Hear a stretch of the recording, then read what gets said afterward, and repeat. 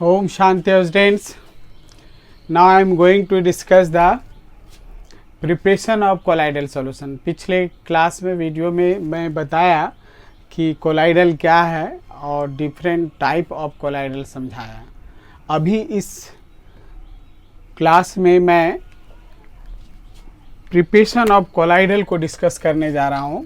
How colloidal solutions are prepared. Preparation of colloidal solution.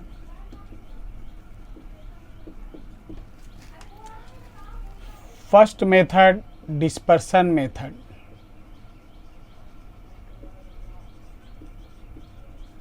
Second, I'll discuss the Bragg arcs method. Bragg's arc method. And third,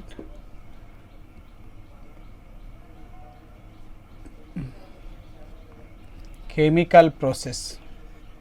By chemical reaction we prepare, and fourth can take the peptidation.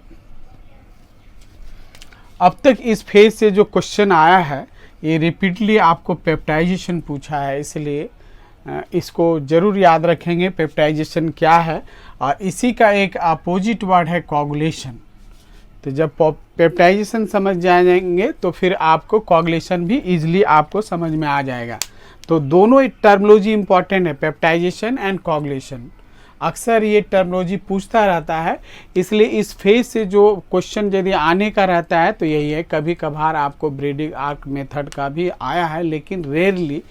लेकिन आपको इसको और इसके opposite word जो है coagulation, इस term को जरूर आप याद रखेंगे एग्जामिनेशन व्यू से। तो चलते हम लोग एक एक करके डिस्कस करते हैं। पहला हम लोग डिस्पर्सन मेथड है। जैसे आप इसको आप ऐसे समझ सकते हैं, गेहूं आप पिसाने जाते हैं आटा मिल में आप, तो उसमें क्या होता है, गेहूं डाला जाता है तो उसको क्रश करके पाउडर किया जाता है। या आपको गांव में भी आप देखे हैं कि एक रॉक का व्हील होता है इस तरह से एक, और दूसरा आपका उसके नीचे एक व्हील रहता है जो फिक्स किया हुआ रहता है। और ठीक इसके सेंटर में हम लोग जिस चीज़ को हमको क्रश करना रहता है पाउडर फॉर्म में, उसको हम लोग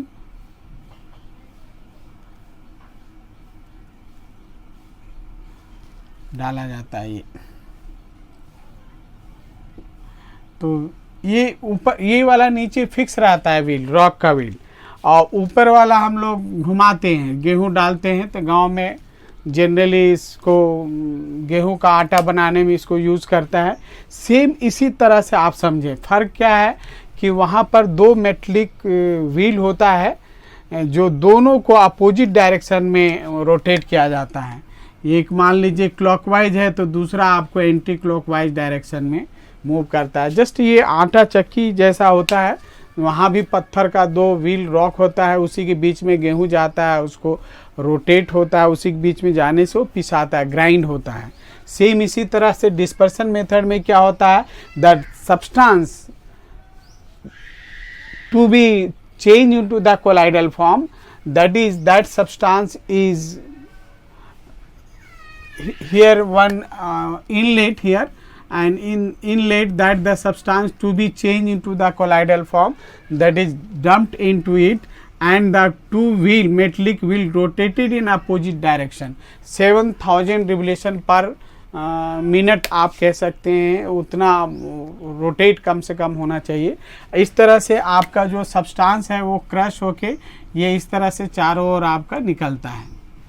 तो ये एक तरह का ग्राइंडिंग करके आपको कोलाइडल फॉर्म में लाया जाता है, and that the powder particle mix with the suitable dispersion medium that form into the colloidal solution या colloidal sol you can say. So this is the dispersion method. In this method the substance to be changed into colloidal form dumped into the between two metallic wheel, that one rotated in opposite direction with the help of motor, and rotation must be more than 7,000 per minute, and in this way the substance crushed into powder and that dispersed in around that wheel, and that is mixed with the suitable solvent, and in this suitable dispersion medium you can say, and that comes into the colloidal form. So by this method toothpaste, face cream, ointment, बहुत तरह के मलहम है, दवा है, उसका हमारा इसी मेथड से होता है, उसे भी कोलाइडल फॉर्म में है और कोलाइडल में आता है, तो उसका प्रिपरेशन हमारा डिस्पर्सन मेथड से ही होता है, चाहे टूथपेस्ट हो या आपका फेस क्रीम हो या आपका बहुत तरह का डाई है और बहुत तरह का आपका कह सकते हैं वाइंटमेंट है, वो सब आपका इसी मेथड से बनाते हैं। अब आते हैं हम लोग दूसरा method, bredig arc method. By this method we prepare the metallic salt, जैसे कॉपर का, अल्मुनियम का, आयरन का, गोल्ड का, जनरली सिल्वर का, ये सब का जो मेटलिक सोल होता है ब्रेडिंग आर्क मेथड से बनाते हैं। तो इसको बनाने के लिए क्या तरीका है उसको जरा हम फिगर से दिखाना चाहेंगे, तो आप उसको ध्यान से समझिए। एक हम बीकर लेंगे और उसमें एक सूटेबल डिस्पर्सन मीडियम होगा, इसके चारों ओर आइस ब्लॉक रहता है टेम्परेचर को मेंटेन करने के लिए, आइस ब्लॉक का टुकड़ा डाला रहता है ताकि टेम्परेचर मेंटेन रखे, और इसमें आपका एक सूटेबल डिस्पर्सन मीडियम है। इसमें 2 मेटलिक रॉड रहता है जिसका हमको मेटलिक सोल बनाना है, उस मेटलिक रॉड छड़ है एक तरह से, और उसको हमारा कुछ पार्ट हम लोग यानी डिस्पर्सन मीडियम में नीचे डिप करते हैं, एक को एनोड और दूसरा को कैथोड से कनेक्ट कर देते हैं। तो यहाँ पर जैसे नीचे जो डिप पोर्शन जो है इसको अंदर आपका ऐसे ले सकते हैं,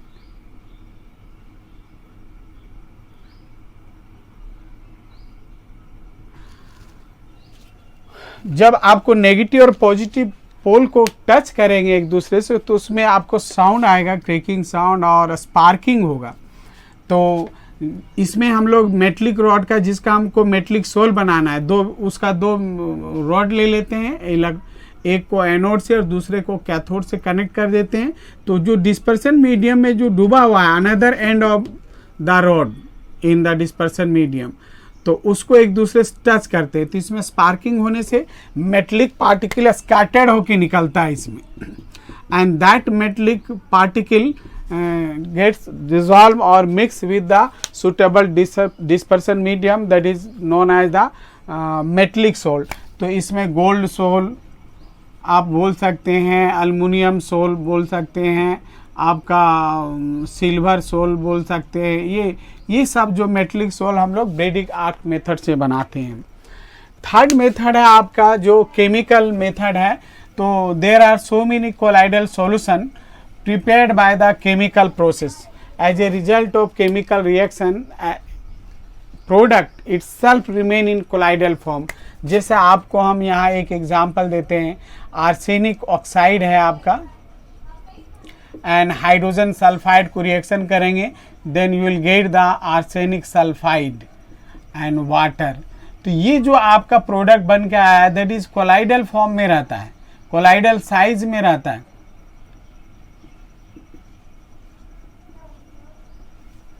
फिर इसी तरह से सल्फर डाइऑक्साइड को और आपको H2S को रिएक्शन कराएंगे तो सल्फर जो यहाँ बन के आता है वो भी आपको कोलाइडल साइज में रहता है, तो इटसेल्फ आपका सल्फर यहाँ कोलाइडल बन के आ गया। तो ये केमिकल प्रोसेस से हुआ। या आपको ले सकते हैं फेरिक क्लोराइड को आप वाटर में मिक्स करेंगे तो आपको फेरिक हाइड्रोक्साइड जो बन के आएगा वो कोलाइडल फॉर्म में है आपका। तो there are so many chemical reaction in which the product remain in colloidal form, itself वो colloidal बन के आता है। तो ये आपका जो मेथड हुआ आपका केमिकल प्रोसेस से हुआ।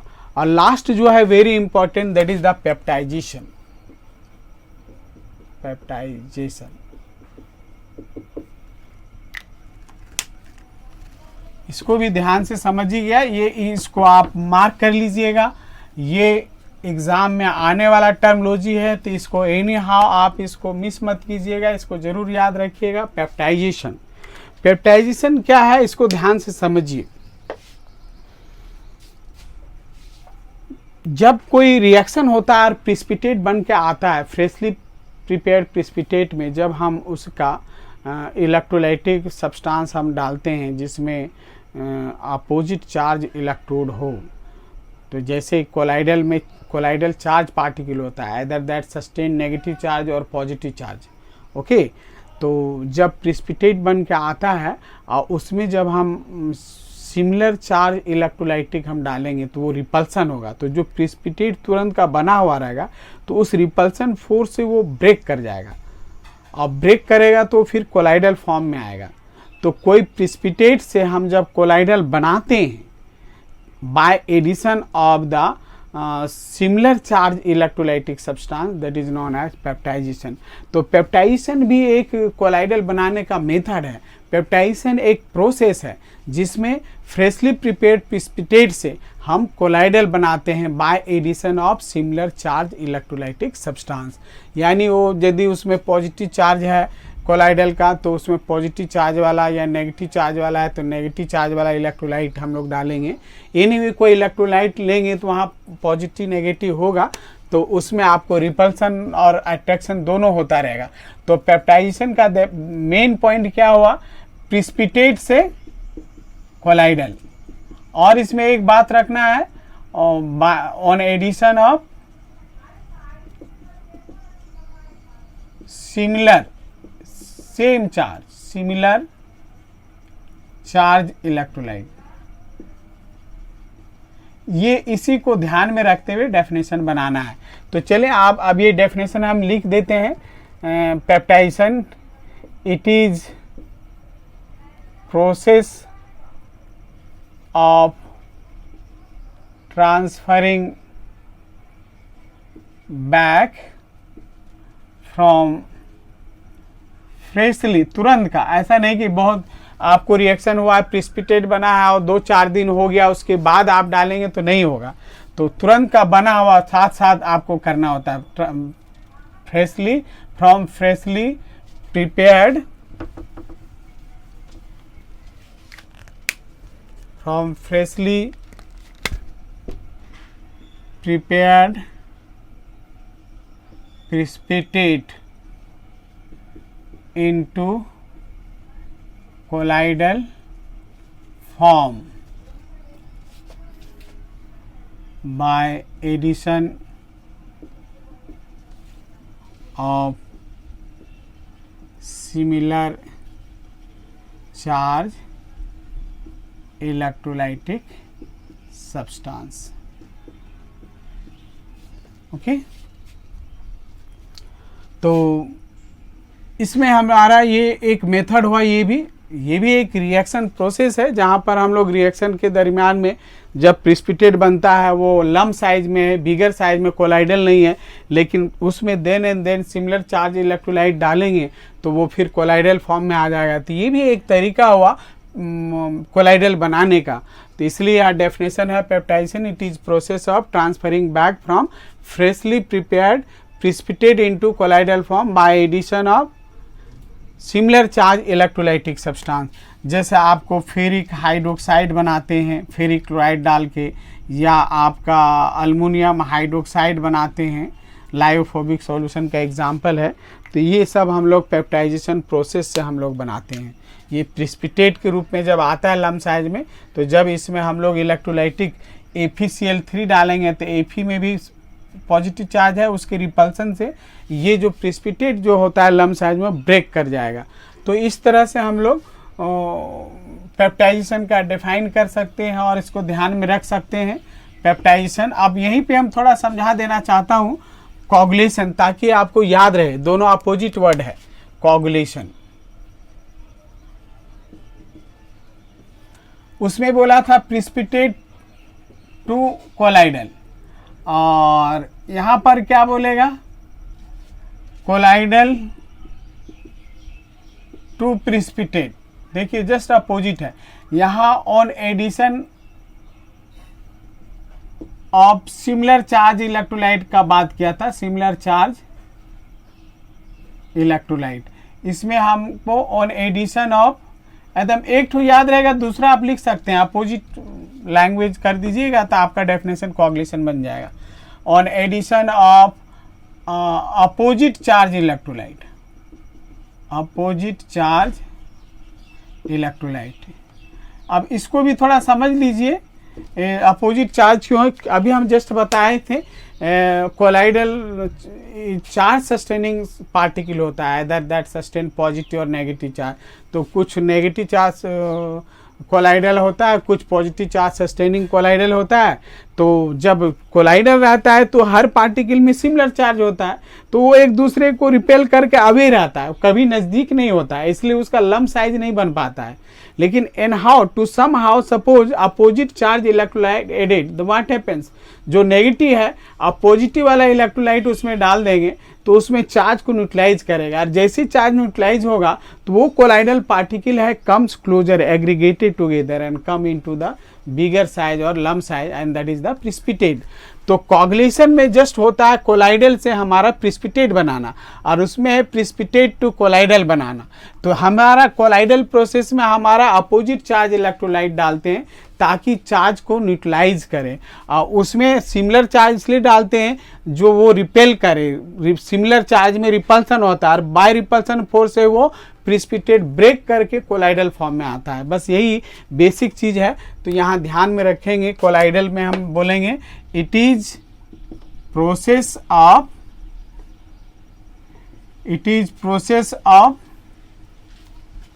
precipitation, it is process of precipitation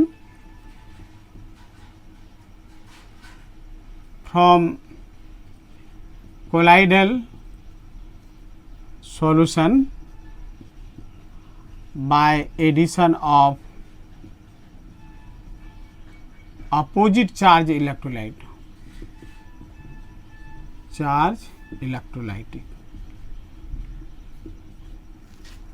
So precipitation, it is process of precipitation from colloidal solution. It is process of precipitation from colloidal solution by addition of opposite charge electrolyte is known as coagulation.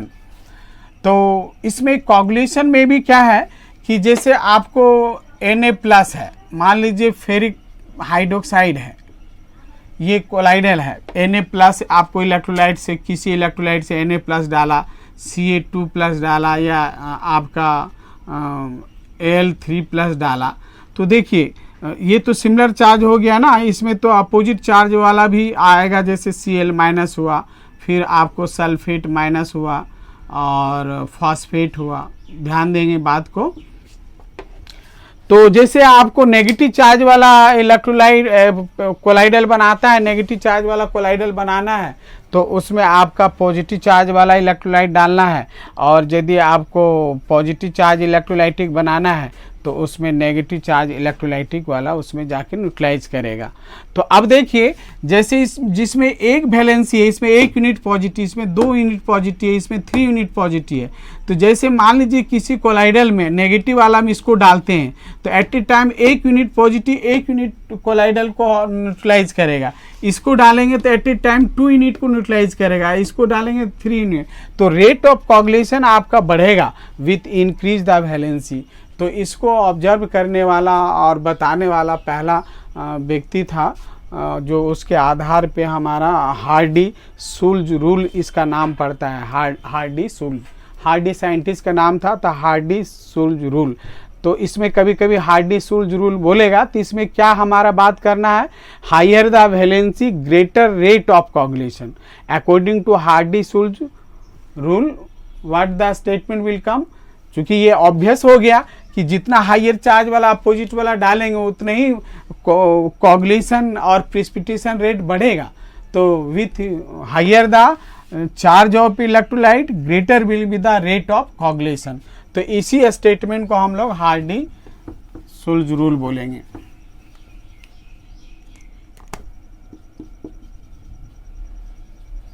Hardy-Schultz rule. तो according to rule you can write the higher the valency, short में लिख सकते हैं higher the valency of electrolyte greater will be rate of coagulation, rate of coagulation। तो साथ में आपका जो हम प्रिपरेशन में बता रहे थे पेप्टाइजेशन, तो साथ में एक दूसरा टर्मोलॉजी भी आया कोगुलेशन। तो ये भी टर्मोलॉजी बहुत इंपॉर्टेंट है, शॉर्ट में अपने लैंग्वेज में बना सकते हैं, बस ये याद रखना है। अपने लैंग्वेज में डेफिनेशन बना सकते हैं कोगुलेशन क्या है। तो it is process in which the colloidal solution converted into the precipitate on addition of the opposite charge electrolytic substance. तो ये हो गया कोगुलेशन का। तो अब हम लोग आते हैं प्यूरिफिकेशन में।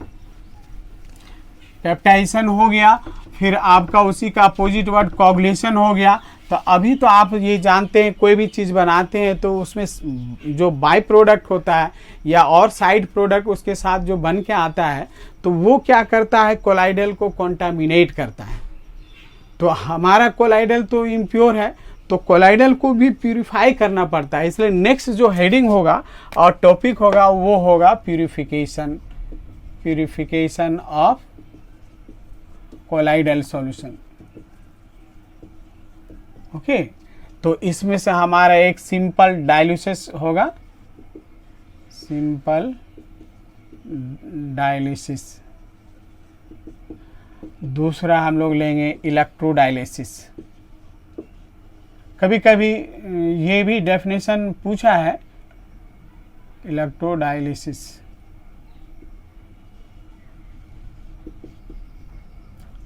और थर्ड में हम अल्ट्रा फिल्ट्रेशन ले सकते हैं, अल्ट्रा फिल्ट्रेशन।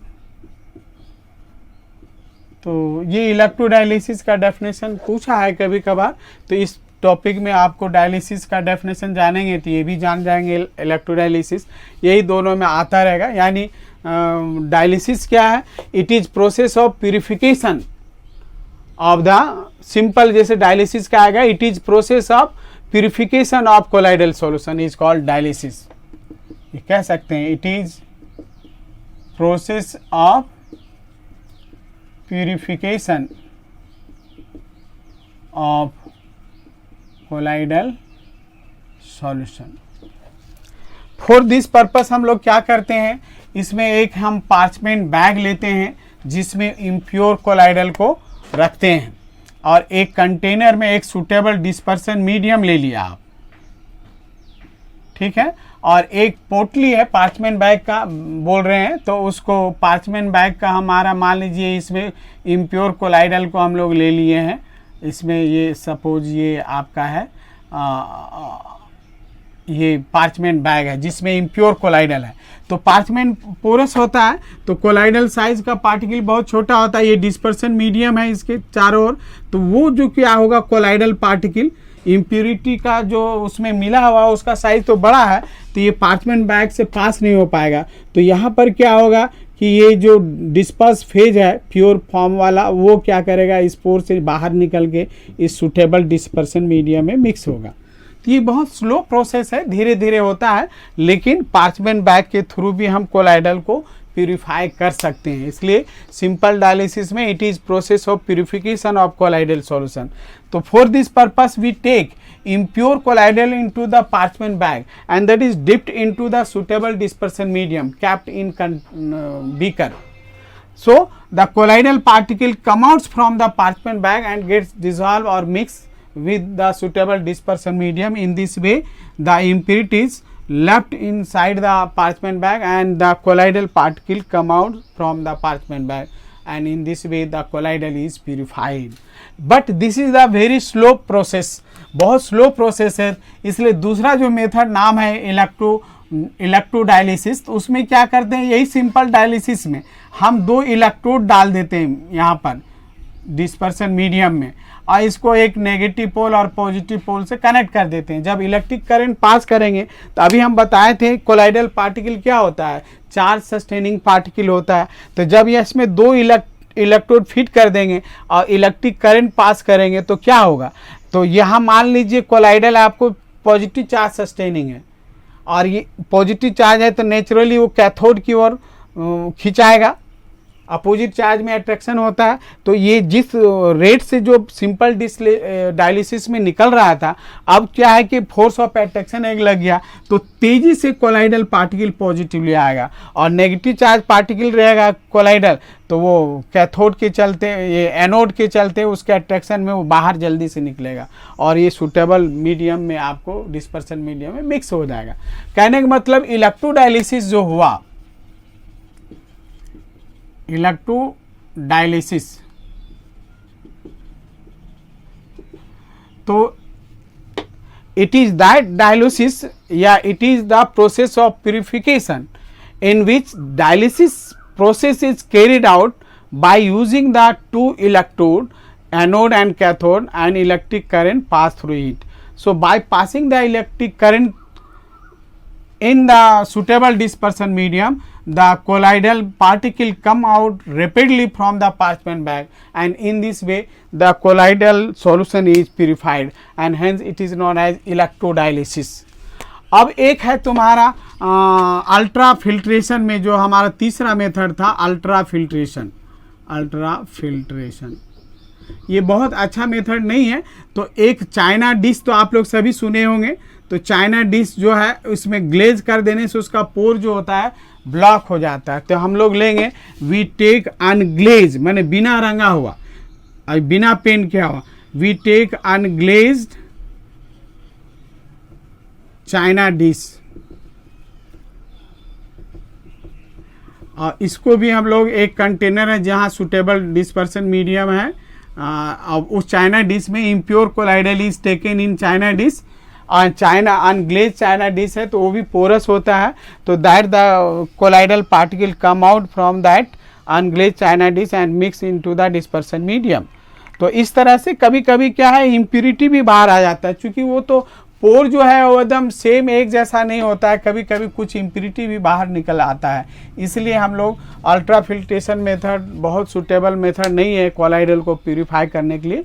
फिर भी हम लोग, ये भी एक मेथड है कि अनग्लेज चाइना डिश लेकर हम कोलाइडल को प्यूरिफाई करेंगे, जिस मेथड का नाम है अल्ट्रा फिल्ट्रेशन। तो आप बोलेंगे इन अल्ट्रा फिल्ट्रेशन में क्या बोलेंगे, it is also process of the purification of colloidal by taking the unglazed china dish. Unglazed china dish को लेकर जब हम कोलाइडल को प्यूरिफाई करते हैं, that is called the ultra filtration. तो ये प्यूरिफिकेशन भी सबको समझ में आ गया होगा, बहुत इजी है। इसमें टर्मिनोलॉजी एक याद रखना है, डायलिसिस, डायलिसिस पता है तो इलेक्ट्रोडायलिसिस भी मालूम हो जाएगा। उसमें इलेक्ट्रिक करंट पास करते हैं थ्रू इलेक्ट्रोड और हम कोलाइडल को प्यूरिफाई करते हैं। तो अब चलते हैं नेक्स्ट टॉपिक में, और वो है आपका इमल्सन। इमल्सन भी बहुत बार ये टर्मिनोलॉजी पूछा है आपका, तो ध्यान में रखना है। पहले भी जब हम लोग क्लासीफाई कर रहे थे तो वहाँ आया था when dispersed phase and dispersion medium both remain in liquid state, that is known as the emulsion। अब इमल्सन तो आपको यहाँ भी जानना है, इमल्सन भी दो तरह से होता है, वाइल इन वाटर और वाटर इन वाइल, ठीक है। There are two type the emulsion, oil in water, यानी इसको कहेंगे कि that emulsion in which disperse phase is oil and dispersion medium is water. अब यहाँ पर बोलेंगे that emulsion in which disperse phase is water and dispersion medium is oil. तो ये हुआ आपका दो चीज़, आपका इमल्सन दो तरह का हुआ, while in water and water in while. तो ध्यान देना है यहाँ पर एक चीज़ आपको कि इमल्सन इज ऑल्सो अनस्टेबल, ये ज़्यादा देर तक नहीं रहेगा स्थिर, फिर वो क्या हो जाएगा, सेटल डाउन हो जाएगा, फिर मिक्स नहीं रहेगा यूनिफॉर्मली। इमल्सन इज अनस्टेबल, फिर वो प्रिसिपिटेट बन जाएगा, दो सेपरेट लेयर बन जाएगा फिर वो। तो जैसे आप यहाँ पर कह सकते हैं इमल्सन में तो स्टेबलाइज होना ज़रूरी है, तो इसमें हम लोग कोई भी लायोफिलिक सब्सटेंस उसमें डालेंगे तो वो क्या होगा, स्टेबलाइज हो जाएगा, स्टेबिलिटी बढ़ जाएगा, तो इमल्सन बना रहेगा वो। तो पहले तो एग्जाम्पल में लिख लीजिए आप, वाइल इन वाटर में आप ले लीजिए मिल्क, मिल्क में जैसे आपका है वाइल्ड मिल्क पार्टिकल जो है, एंड उसमें डिस्पर्सन मीडियम जो है आपको वाटर है। और उसी में आप ले लीजिए बटर ले लीजिए, तो इसमें आपका जो है बट आपका डाई ले लीजिए, आपका डाई ले लीजिए, बटर ले लीजिए, इसमें आपका मिल्क, आपका वाटर डिस्पर्स फेज हो गया, बहुत कम मात्रा में रहता है, और वाइल मिल्क वाइल जो है लिक्विड स्टेट में, फैट में नहीं, तो वो आपका हो गया वाटर इन वाइल में एग्जाम्पल हो जाएगा। फिर आपका ये भी ले सकते हैं, आपका हेयर डाई है, वो भी इसके वाटर इन वाइल में आ जाएगा। तो ये एग्जाम्पल है। तो अभी हम ये बात बता रहे थे कि इमल्सन आपको अनस्टेबल है, तो इसको स्टेबलाइज करने के लिए हमको बाहर से कुछ केमिकल सब्सटेंस यानी उसमें लायोफिलिक सब्सटेंस डालते हैं जो इसका स्टेबिलिटी बढ़ाता है। तो जो स्टेबिलिटी बढ़ाने का जो प्रोसेस हुआ इमल्सन का, अनस्टेबल से स्टेबल इमल्सन बनाने का जो प्रोसेस हुआ, उस प्रोसेस का नाम है इमल्सिफिकेशन। और जो हम केमिकल सब्सटेंस डाल के जो स्टेबिलिटी बढ़ाते हैं, उस केमिकल का नाम हुआ इमल्सिफाइंग एजेंट। ठीक है, इमल्सिफाइंग एजेंट। तो फिर से ये यहाँ पर एक इमल्सिफिकेशन टर्मोलॉजी आया, इमल्सिफिकेशन एंड इमल्सिफाइंग एजेंट। ये टर्मोलॉजी पूछा है तो इसको ध्यान में रखिएगा, इमल्सिफाइंग एजेंट। तो लिखिएगा emulsion is unstable colloidal, in order to stabilize it we add some lyophilic substance in it in trace. That process is known as emulsification. Yeah, emulsification is process to stabilize the unstable emulsion by addition of the lyophilic substance. उसमें भी गम ले सकते हैं और कोई भी आपका lyophilic substance ले सकते हैं उसमें, तो आपका स्टेबिलिटी उसका बढ़ेगा। लायोफिलिक कोई भी सब्सटेंस लेंगे तो वो उसका बाइंडिंग काम करता है और वो इमल्सन को स्टेबलाइज करता है। फिर आप इमल्सिफाइंग एजेंट क्या है, in order to stabilise the unstable emulsion we add the lyophilic substance in trace, that lyophilic substance और external substance is known as emulsifying agent. So it is clear, you can define that one easily. Emulsification process का नाम हुआ, और emulsifying agent जो external material जो डालते हैं lyophilic substance, उसको हम बोलते हैं इमल्सिफाइंग एजेंट। तो ये भी टॉपिक आपको ओवर हो गया। अब हम लोग नेक्स्ट क्लास जो डिस्कस करेंगे वो होगा आपका characteristic of the colloidal solution. So okay, thank you for listening.